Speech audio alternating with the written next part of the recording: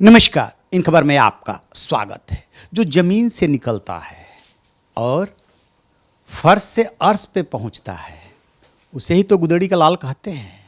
हमारे साथ बिटिया नीतू है जिसने 2 बार वर्ल्ड चैंपियनशिप जीती है बॉक्सिंग में। क्या कॉमनवेल्थ हो, क्या एशियन हो, कहाँ पे नहीं जीता और इतनी कम उम्र में नाम रोशन किया देश का। इनकी जो कहानी है वो बहुत ही मार्मिक है कि कैसे एक बहुत ही सामान्य परिवार से निकल करके और पहुंची हैं इस मुकाम तक। इसके बारे में इन्हीं की जुबानी सुनेंगे कि कैसा रहा इनका संघर्ष पथ।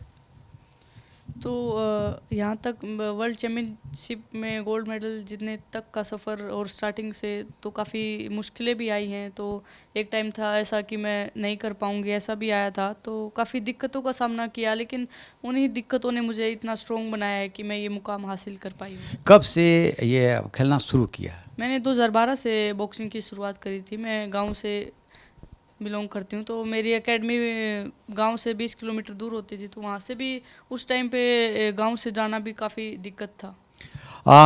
कितने साल की उम्र में से ये बॉक्सिंग करना शुरू किया? मैंने 12 साल की उम्र में 12 साल की उम्र में करना शुरू किया और यहाँ तक पहुँची।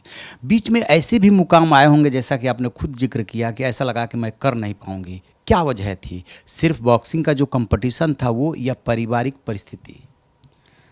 तो मैं एक किसान परिवार से हूँ, तो उसमें काफ़ी ये है कि डाइट नहीं मिलती थी इतने अच्छे से जो मुझे चाहिए होती थी। कई बार जो हमारे खेल का सामान होता है उसको ख़रीदने के लिए हमारे पास पैसे नहीं होते थे। तो यही दिक्कतें थी और जिसकी वजह से मैं ये कई बार ये भी सोचा कि मैं नहीं कर पाऊँगी। लेकिन उसमें मेरी फैमिली का काफ़ी सपोर्ट रहा है, मेरे पेरेंट्स ने काफ़ी सपोर्ट किया है जो मैं यहाँ तक पहुँच पाई।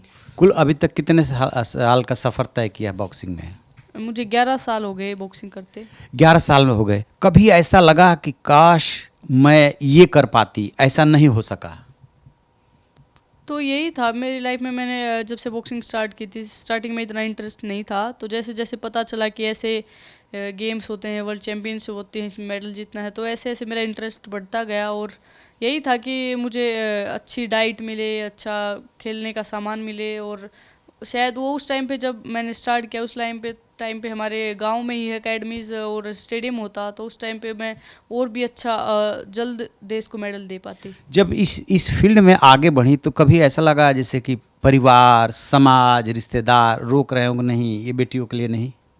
मेरे परिवार ने तो कभी ऐसा नहीं रोका। मैंने जब एक बार ये था कि मैं नहीं कर पाऊँगी, मैंने मेरी फैमिली को भी बोला कि मैं ये नहीं कर पाऊँगी, तो उस टाइम पे भी मेरी फैमिली ने सपोर्ट किया था कि नहीं तुझे करना है। तो काफ़ी सपोर्ट रहा है फैमिली का। और ऐसा भी बाहर के लोगों से सुनने को भी मिला था कि ये नहीं कर पा रही है तो इसको क्यों करा रहे हो, और लड़की है, ऐसा भी सुनने को काफ़ी मिला था। अब वो क्या कहते हैं? तो अब भी उनकी सोच बदली है, तो काफ़ी अच्छा लगता है कि वो भी अपनी लड़कियों को आगे लाना चाहते हैं। वो बोलते हैं कि हम भी नीतू को अपनी नीतू के साथ भेजेंगे अपनी लड़कियों को। तो काफ़ी अच्छा लगता है कि वो लड़कियों को आगे बढ़ा रहे हैं।